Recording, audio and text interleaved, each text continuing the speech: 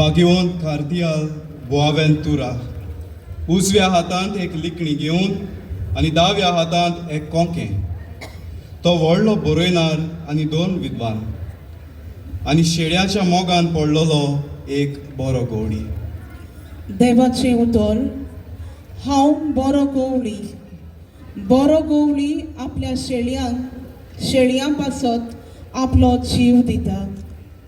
नियाळ.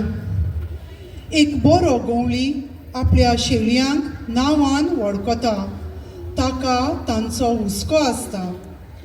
जेजू, तुज्या गवळ्याची काळजां तुज्या आनी शेळयांच्या मोगान पेटय. 5वी मास.